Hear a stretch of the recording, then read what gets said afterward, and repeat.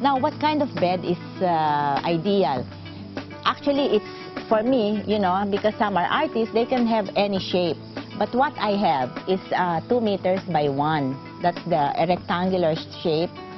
And the height is usually just one or two, maximum of 2 hollow blocks, okay? Because you don't want to make it too deep that it will be hard to harvest, okay? What is the base? So if you put the hollow blocks, no, what is the base below? Kasi lupa yon. Do you put cement? I didn't. Because you can just put sack, okay, or even plastic, you know, para hindi maalis yung worms, okay? And then that's when you put the substrate, the food. The basic material, okay, to put first the manure, okay, below, and it will be the one above. So parang naka-sandwich all the different materials, okay. That means it will be composted faster. There are 2 types, by the way, of composting. Yung without air, and if without air, you cover it totally with plastic, and I think that takes about 10-15 days. But if it's not covered with plastic and you just let it be, it takes around a month, you know, a month and a half. Okay. Now, since you put the manure, by the way, any animal manure will do except dog and cat. Okay, so you can use goat, cow, pig, horse. Okay, so you put that first, parang lasagna, you know, like when you do your compost. So you put that. Then you put the different materials. So in our case, sa 2x1, we start by putting the manure. Okay. If there are times na wala kaming manure, what we use is the kakwate leaves. Because if you will notice, the kakwate, i-overnight mo lang yan in water, soak mo. The next day, it smells manure. Okay. So that takes the place of the manure. And so you put about a sack sa 2x1, okay, that's the first, the manure, and then you put the other ingredients of the substrate like coir dust, coffee, one after the other.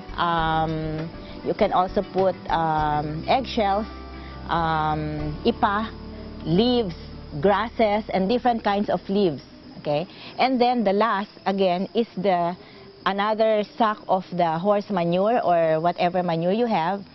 And last is the the banana trunks, okay? Because as I said, the banana trunks is an excellent food because it is wet and it is food. Therefore, it will not go away, you know.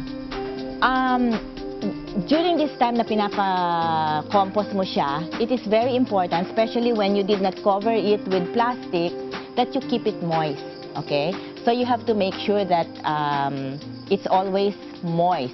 Otherwise, hindi siya mag-compost, no? By the way, during this period, you will feel that it's warm. That means it's composting. And that's why you need to, you know, like, dilig. Okay.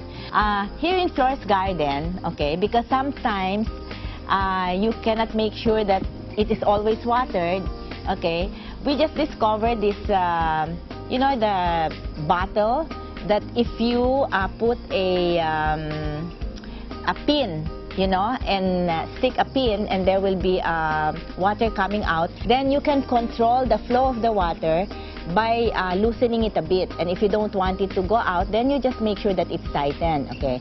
That way, you can be sure that there's always water dripping. That is my improvised water drip.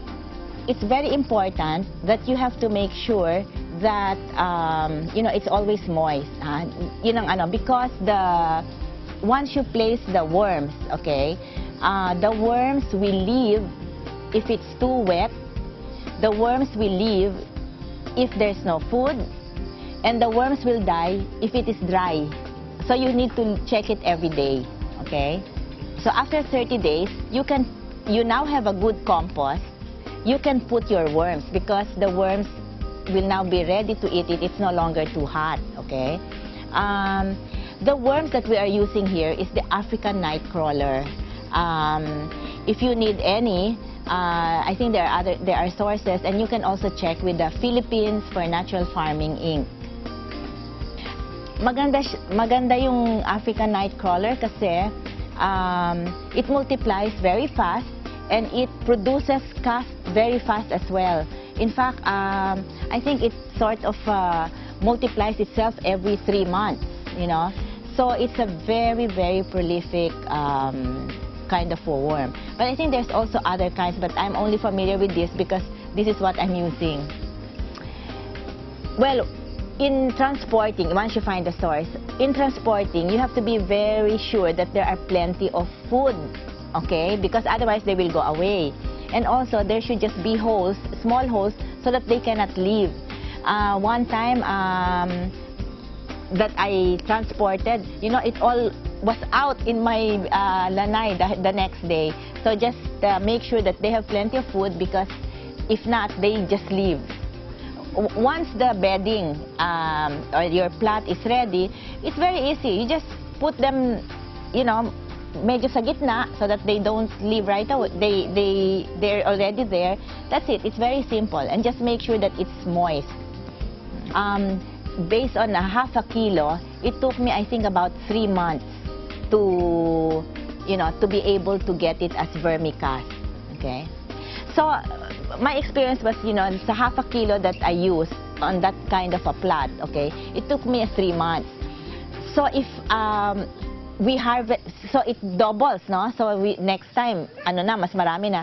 So, in 1 kilo, 1.5 kilo, it will take you shorter, you know?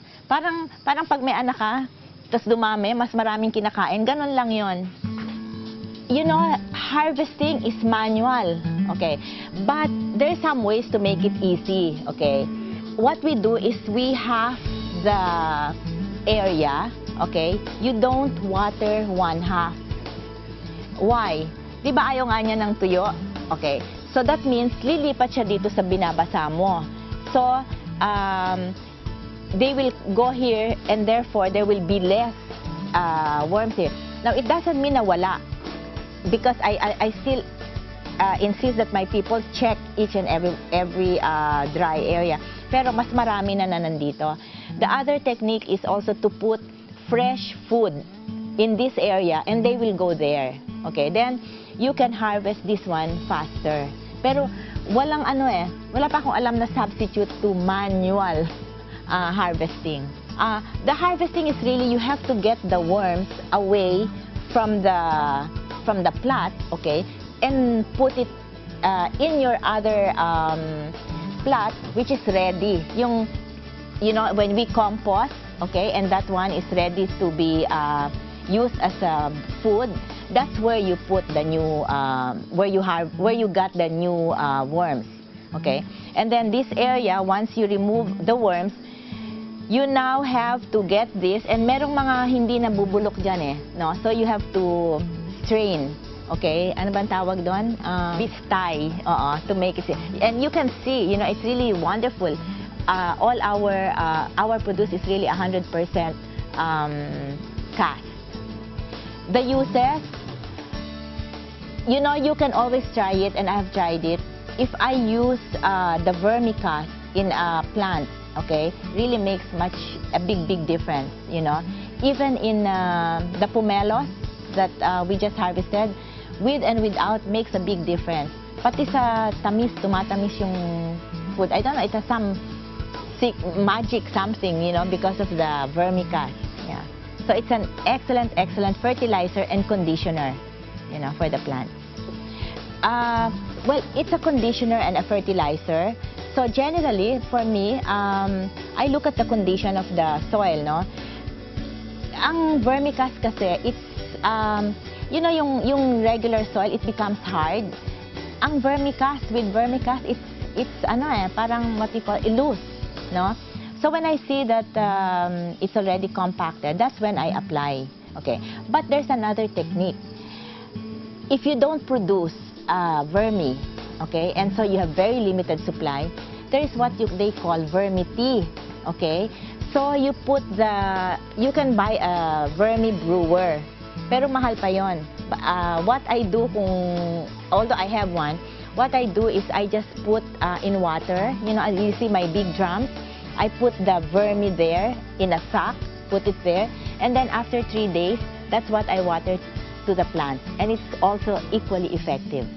And it's really good. I really would like to encourage everyone to do it. We discussed how we do it here. It's 2x1 because I'm in Antipolo and it's a bigger garden. But at home, you can do it. You can do composting. You can do it in a pot. You don't need to have a big place. My niece does vermi culture in their own homes, and you can do it too. So please try it. Well, if you're interested, you can actually contact Philippines for Natural Farming Inc., their Yahoo and their Facebook. Also, well, Pam Hinares in Bacolod, Captain Riamon, also Tony and Beth De Castro. Or you can contact Flores Garden, our Facebook and our website. Or contact Feli Sadio at 635-6092.